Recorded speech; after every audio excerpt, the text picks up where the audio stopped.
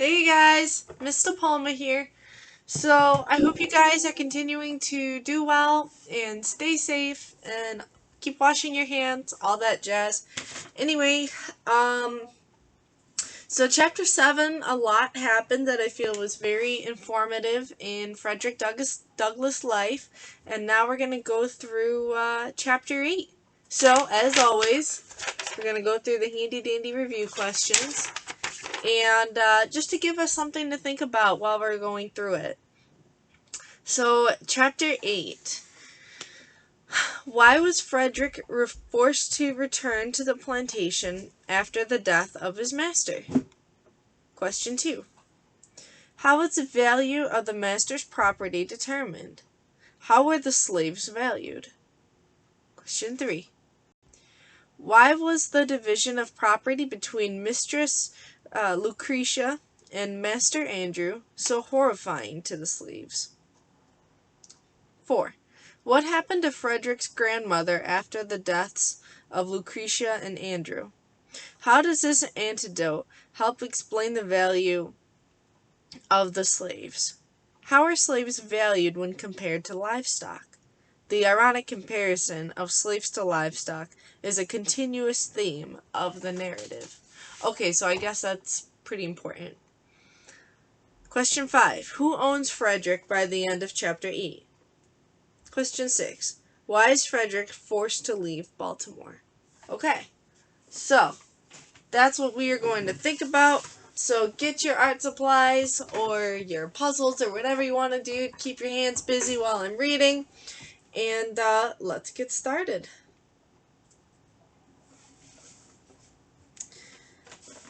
In a very short time after I went to live at Baltimore, my old master's youngest son, Richard, died.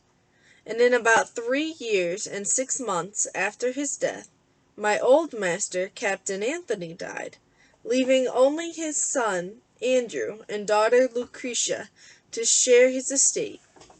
He died while on visit to see his daughter at Hillsborough. Cut off thus unexpectedly, he left no will as to the disposal of his property. It was therefore necessary to have a valuation of the property, that it might be equally divided between Mrs. Lucretia and Master Andrew. I was immediately sent for, to be valued with the other property. Here again my feelings rose up in detestation of slavery. I had now a new conception of my degraded condition. Prior to all this I had become, if not insensible to my lot, at least partly so. I left Baltimore with a young heart overborne with sadness, and a soul full of apprehension. I took passage with Captain Rowe in the schooner Wildcat, and after a sail of about 24 hours, I found myself near the place of my birth. I had now been absent from it almost, if not quite, 5 years. I however remembered the place very well. I was only about 5 years old when I left it, to go and live with my old master on Colonel Lloyd's plantation, so that I was now between 10 and 11 years old. We were all ranked together at the valuation. Men and women, old and young, married and single, were ranked with horses, sheep, and swine. There were horses and men, cattle and women, pigs and children, all holding the same rank in the scale of being, and were all subjected to the same narrow examination. Silvery-headed age and sprightly youth, maids and matrons, had to undergo the same indelicate inspection.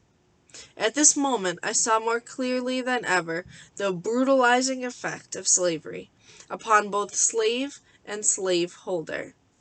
After the valuation, then came the division. I had no language to express the high excitement and deep anxiety which were felt amongst us poor slaves during this time. Our fate for life was now to be decided.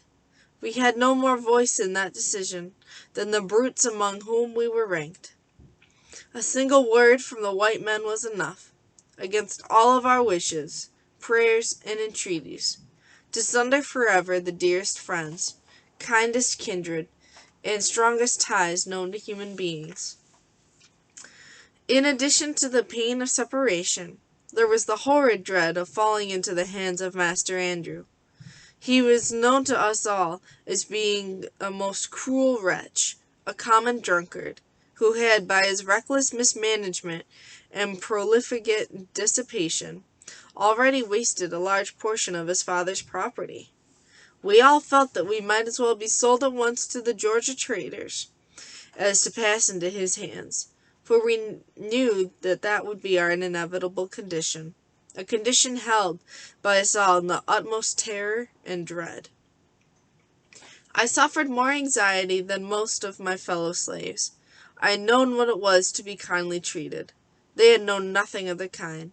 They had seen little or nothing of the world. They were in very deed men and women of sorrow, and acquainted with grief. Their backs had been made familiar with the bloody lash, so that they had become callous. Mine was yet tender. For while in Baltimore I got few whippings, and few slaves could boast of a kinder master and mistress than myself, and the thought of passing out of their hands into those of Master Andrew, a man who, but in a few days before, to give me a sample of his bloody disposition, took my little brother by the throat, threw him on the ground, and with the heel of his boot stamped upon his head until blood gushed from the nose and ears, was well acquainted to make me anxious as to my fate. After he had committed this savage outrage upon my brother, he returned to me, and said that was the way he meant to serve me one of these days, meaning, I suppose, when I came into his possession. Thanks to a kind providence, I fell to the portion of Miss Lucretia, and was sent immediately back to Baltimore, to live again in the family of Master Hugh. Their joy at my return equalled their sorrow at my departure. It was a glad day to me. I had escaped a worse than a lion's jaws. I was absent from Baltimore, for the purpose of evaluation and division, just about 1 month, and it seems to have been 6. Very soon after my return to Baltimore, my mistress, Lucretia, died, leaving her husband and 1 child, Amanda, and in a very short time after her death, Master Andrew died. Now all the property of my old master, slaves included, was in the hand of strangers, strangers who had nothing to do with accumulating it. Not a slave was left free. All remained slaves, from the youngest to the oldest.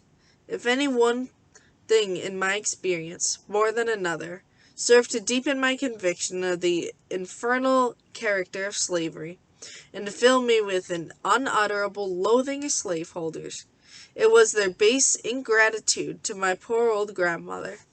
She had served my old master faithfully, from youth to old age.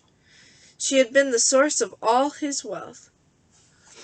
She had peopled his plantation with slaves. She had become a great-grandmother in his service. She had rocked him infancy, attended him in childhood, served him through life, and at his death wiped from his icy brow the cold death sweat, and closed his eyes forever. She was nevertheless left a slave for life, a slave in the hands of strangers, and in their hands she saw her children, her grandchildren, her great-grandchildren, divided, like so many sheep, without being gratified with the small privilege of a single word, as to their or her own destiny. And to cap the climax of their base ingratitude and fiendish barbarity, my grandmother, who was now very old, having outlived my old master and all of his children, having seen the beginning and end of all of them, and her present owners, finding that she was but of little value, her frame already racked with the pains of old age, and complete helplessness fast stealing over her once active limbs, they took her to the woods, built her a little hut, put up a little mud chimney, and they made her welcome to the privilege of supporting herself there in perfect loneliness, thus virtually turning her out to die. If my poor old grandmother now lives, she lives to suffer in utter loneliness. She lives to remember and mourn over the loss of children, the loss of grandchildren, and the loss of great-grandchildren. They are, in the language of a slave's poet, Whittier, gone, gone, sold and gone, to the rice swamp dank and lone, where the slave whip ceaseless swings, where the noisome insect stings, where the fever demon strews poison with the falling dews, where the sickly sunbeams glare through the hot and misty air. Gone, gone, sold and gone, to the rice swamp dank and lone, from Virginia hills and waters. Woe is me, my stolen daughters. The hearth is desolate. The children, the unconscious children, who once sang and danced in her presence, are gone. She gropes her way, in the darkness of age, for a drink of water. Instead of the voices of her children, she hears by day the moans of the dove, and by night the screams of the hideous owl. All is gloom. The grave is at the door, and now when weighed down by the pains and aches of old age, when the head inclines to the feet, when the beginning and ending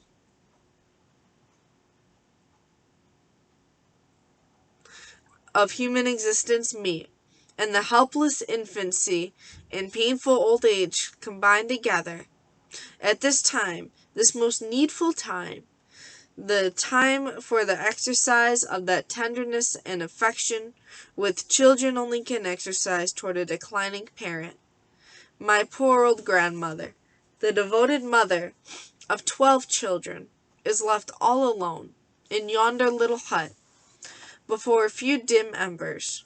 She stands, she sits, she staggers, she falls, she groans, she dies, and there are none of her children or grandchildren present, to wipe from her wrinkled brow the cold sweat of death, or to place beneath the sod her fallen remains. Will not a righteous God visit for these things? In about 2 years after the death of Mrs. Lucretia, Master Thomas married a second wife. Her name was Rowena Hamilton. She was the eldest daughter of Mr. William Hamilton. Master now lived in a St. Michael's. Not long after his marriage, a misunderstanding took place between himself and Master Hugh, and as a means of punishing his brother, he took me from him to live with himself at St. Michael's. Here I underwent another most painful separation. It, however, was not so severe as the one I dreaded at the division of property, for during this interval a great change had taken place at Master Hugh and his once kind and affectionate wife. The influence of brandy upon him, and of slavery upon her, had effected a disastrous change in the character of both, so that, as far as they were concerned, I thought I had little to lose by the change. But it was not to them that I was attached. It was to those little Baltimore boys that I had felt the strongest attachment. I had received many good lessons from them, and was still receiving lessons from them, and the thought of leaving them was painful indeed. I was leaving too, without the hope of ever being allowed to return. Master Thomas had said he would never let me return again. The barrier between himself and his brother he considered impassable. I then had to regret that I did not at least make the attempt to carry out my resolution to run away, for the chances of success are tenfold greater from the city than from the country. I sailed from Baltimore for St. Michael's in sloop Amanda, Captain Edward Dodson. On my passage I paid particular attention to the direction which the steamboats took to go to Philadelphia. I found instead of going down, on reaching North Point, they went up the bay, in a northeasterly direction. I deemed this knowledge of the utmost importance. My determination to run away was again revived. I resolved to wait only so long as the offering of a favorable opportunity. When that came, I was determined to be off. Well, that was a shorter chapter than the last one we read. So, wow, a lot of people died in this chapter. Alright, so let's see. Chapter 8. Why was Frederick forced to return to the plantation after the death of his master? You guys remember? You probably do. Alright, so his master died, and so they had to go back and be divided up between his children. Question 2. How was the value of the master's property determined? How were the slaves valued?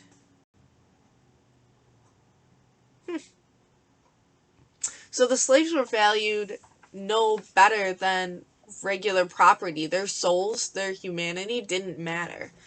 They were divided up with the animals, or with articles of clothing, or freaking pots and pans, you know. They weren't valued at all. Question 3.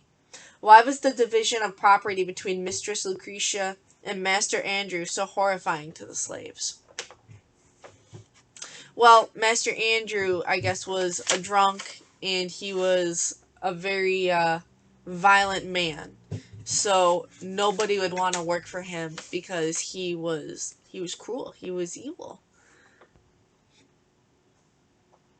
Alright. So, question 4. What happened to Frederick's grandmother after the deaths of Lucretia and Andrew? And how does this explain the value of slaves? Okay, so I had a really hard time reading that. That was really sad. So she worked her entire life for her old slave master, from his birth to his death, and had helped all of his children grow up and watched them all die. And because her value was determined by what she could produce work-wise, and she had already done that for her old slave master, and she had not much left to give because she worked hard her whole life. She probably had arthritis, she had aches, and she was older. So they put her out in a cabin to die by herself. It's hard to imagine not caring that much about the value of human life. So that says a lot. You know, the new slave owners gave no credence to the fact that she had worked hard her entire life for her last slave owners. It was just about what she could produce now. And the fact that she couldn't made her not worth anything. So who owns Frederick by the end of chapter 8? Did you guys get this? So he went back to live with Master Hugh, who him and his wife at the time were, well, before all this, they were kind people. But by the end, he has to go and live with Master Hugh's brother. And I guess by this point he didn't really care, because slavery and alcohol had changed both of them so much that they weren't kind anymore. They weren't the people that they were when he showed up there. So, last question. Why is Frederick forced to leave Baltimore? You guys remember? Yeah, it was because they got in a fight. So the two brothers got in a fight, and to punish the other brother who Frederick had worked for, the other brother made him come live with him. So, yeah. I guess that's where we're at with chapter 8. If you find these videos helpful, let me know. If you want something else included, let me know. I hope that this helps. Continue to stay safe, guys. Know that we care about you, and we hope to see you soon. We miss you. Stay safe.